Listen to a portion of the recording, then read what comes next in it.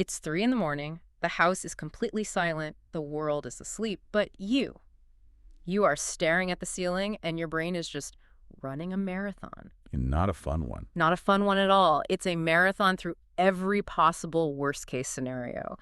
For that meeting tomorrow, or that weird rattle the car is making, or that awkward thing you said to a neighbor like 3 years ago. The universal worry loop. It is the mental equivalent of a hamster wheel, but the hamster is terrified and the wheel is on fire. Exactly. And the worst part is it feels productive, doesn't it? In that moment, it feels like if I just think about this disaster hard enough, if I analyze the catastrophe from every single angle, I can somehow prevent it. You can control it. Yeah. But today, we are looking at evidence that suggests this is probably the single biggest lie our brains tell us.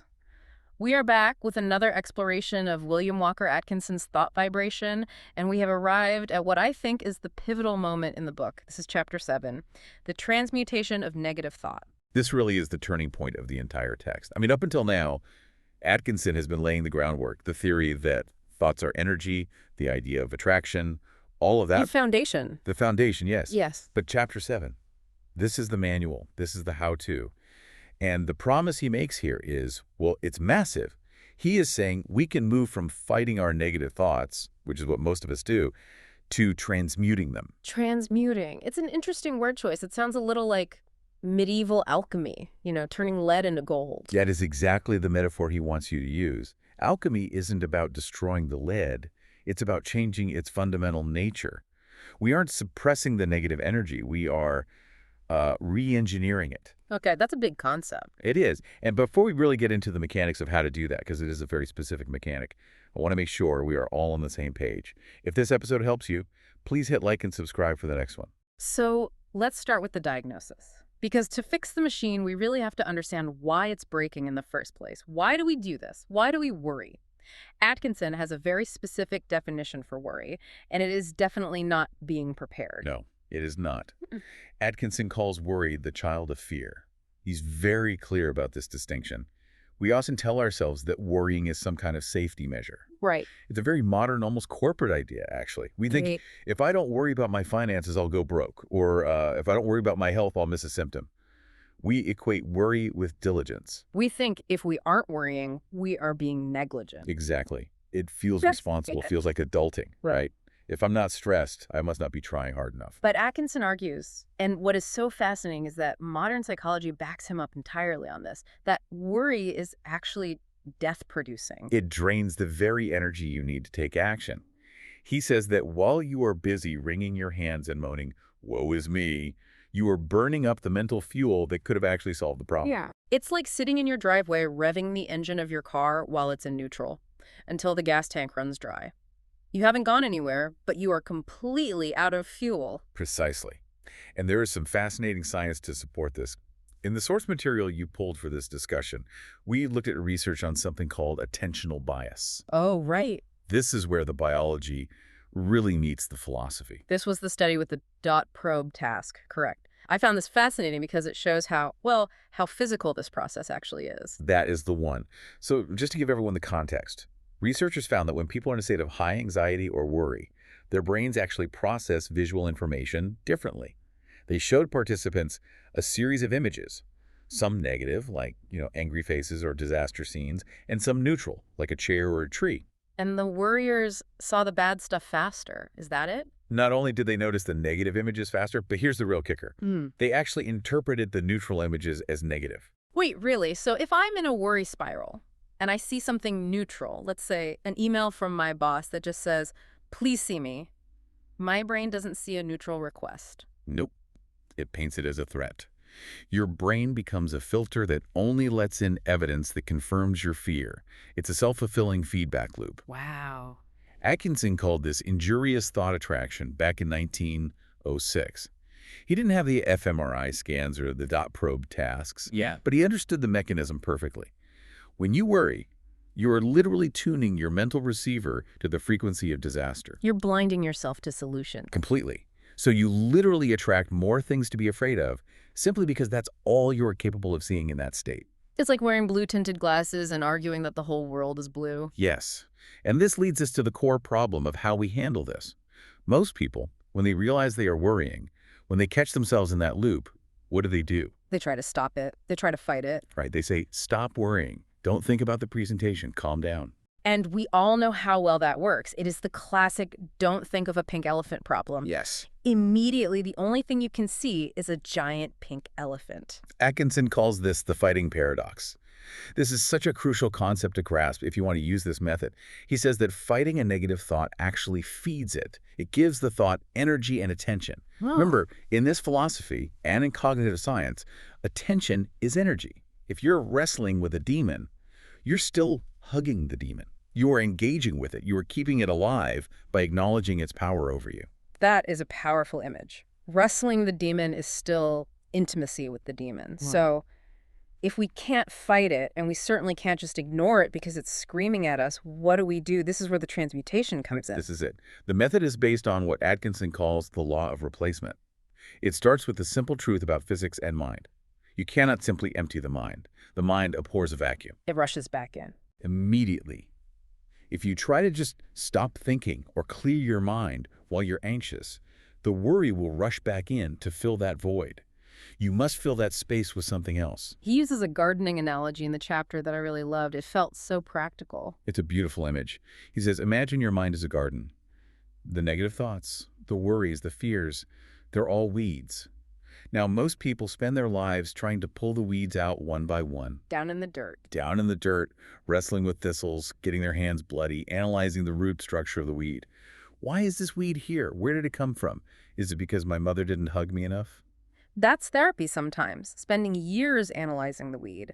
And don't get me wrong, understanding the root is valuable, but in the moment of panic, it doesn't help. Correct. Atkinson says, stop looking at the weeds. Stop analyzing them. Stop fighting them. Focus entirely on watering and nourishing the flowers. Because if the flowers get big enough, they choke out the weeds. Exactly. It's resource competition. The weeds die not because you destroyed them, but because they aren't getting any nourishment. They aren't getting any attention. You starve the worry by withdrawing your attention and placing it on a positive opposite. This is distinct from toxic positivity, isn't it? Because I can hear a listener thinking, oh, so I just pretend everything is fine. That is a very important distinction. This is not about delusion. It is not about standing in a burning building and saying, I am cool, I am calm. It's a strategic relocation of cognitive resources. Okay. You're acknowledging the fire, but instead of staring at the flames and screaming, you're focusing entirely on the fire extinguisher. You are shifting focus to the solution. It reminds me of the CBT stuff we looked at in the prep for this. Cognitive behavioral therapy has a concept called cognitive reappraisal. It's almost the exact same mechanic. In CBT, they use a framework often called catch it, check it, change it. You catch the negative thought, you check if it's true, and usually it's not, or at least it's exaggerated, and then you change the narrative. You edit the story. You edit the story. Atkinson is essentially teaching a turn-of-the-century version of cognitive reframing. You are not suppressing the emotion. You are replacing the object of your focus. Okay, so we replace the thought, but replace it with what? This is where I get stuck sometimes. I can't just replace I'm going to go broke with I'm a billionaire because my brain knows I am lying. My brain has seen my bank account. Right, and Atkinson isn't suggesting magical thinking in that sense. He isn't saying you lie to yourself. He suggests replacing the energy of worry with the energy of desire. This was a big distinction for me. I always kind of grouped worry and desire together as just wanting things to be different. But he positions them as opposite engines. They are opposite polarities.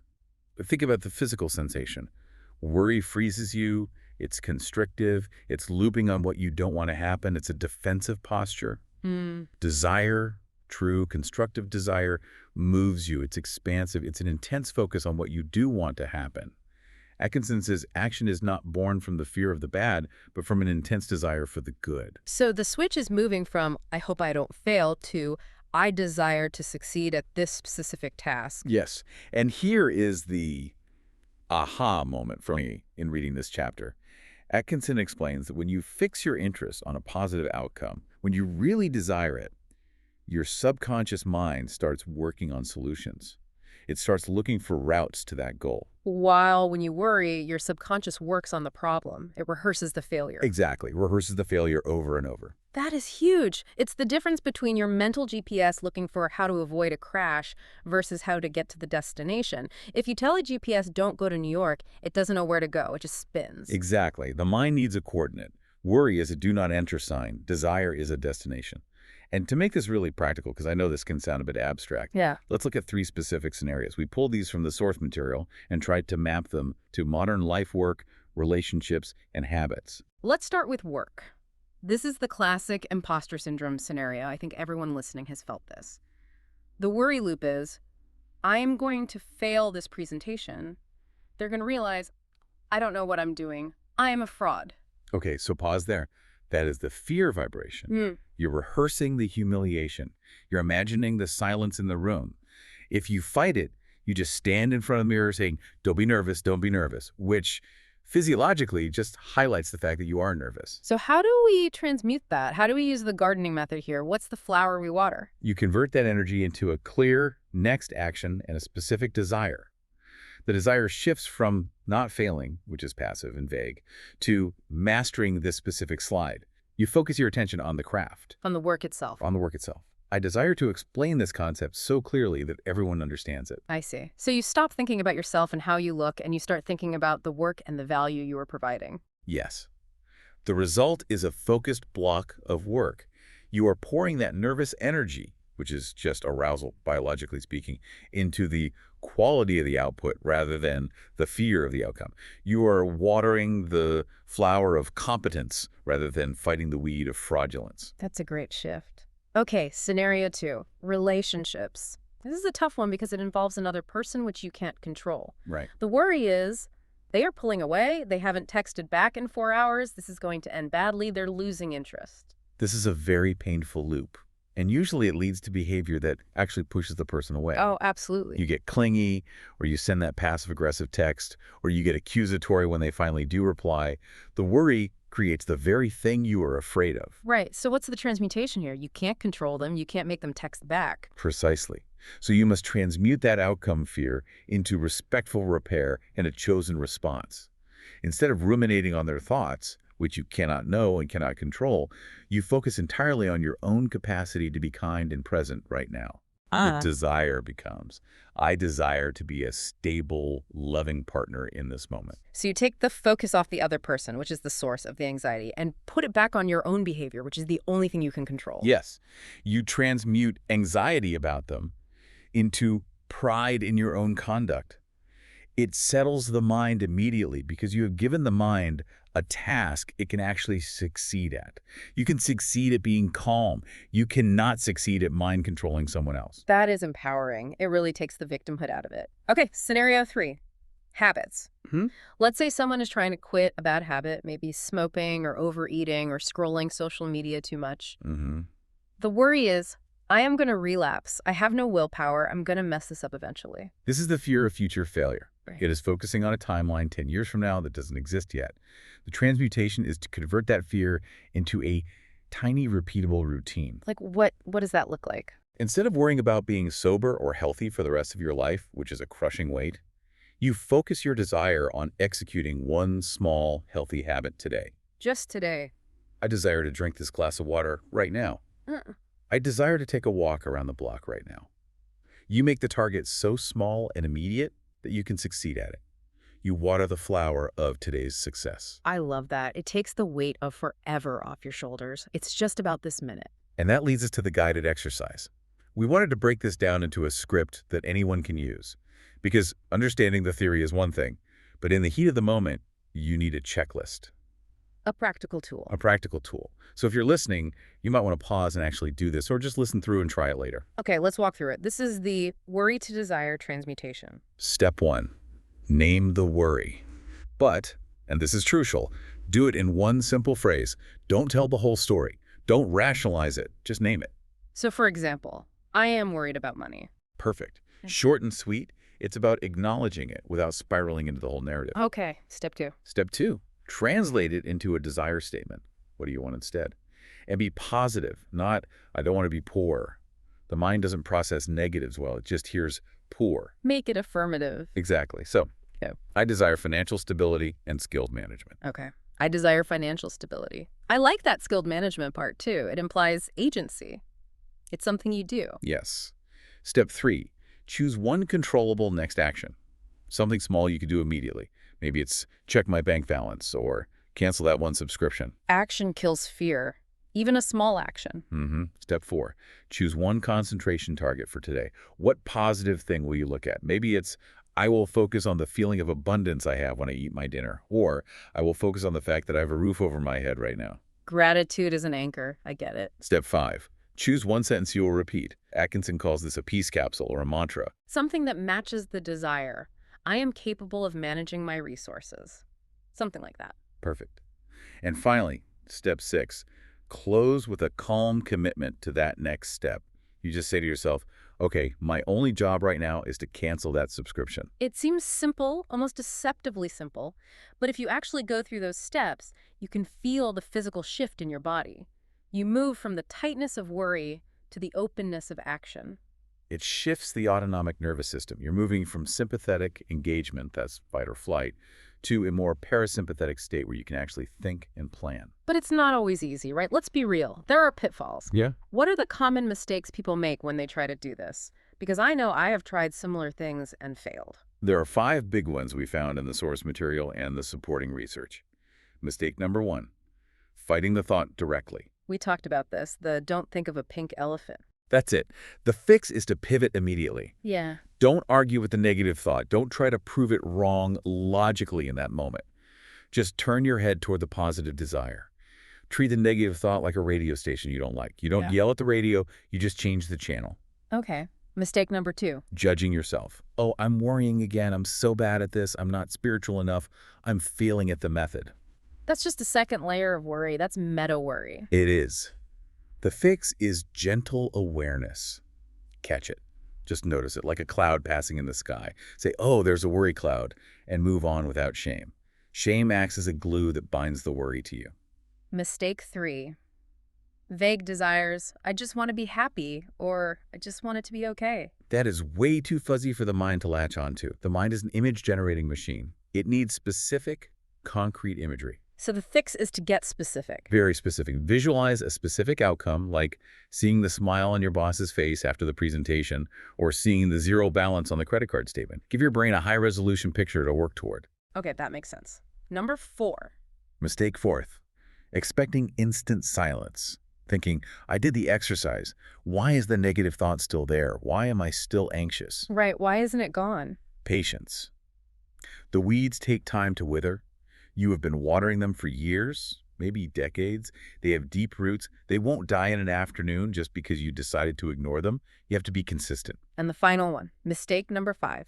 Passive hoping versus active mental building.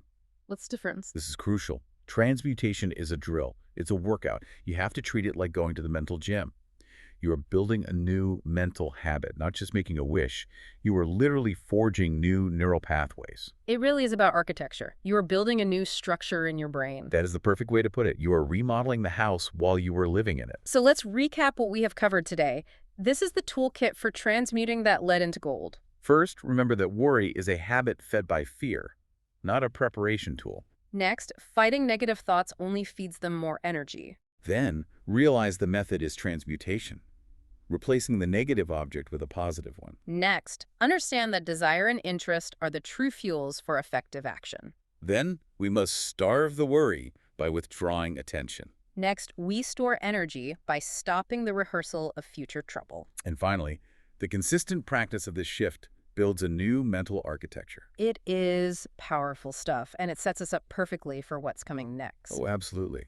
Because once you learn how to switch the thought, which is what we did today, the mechanics of the pivot, you need to learn how to hold that new thought. And that is the topic of episode 8, the law of mental control.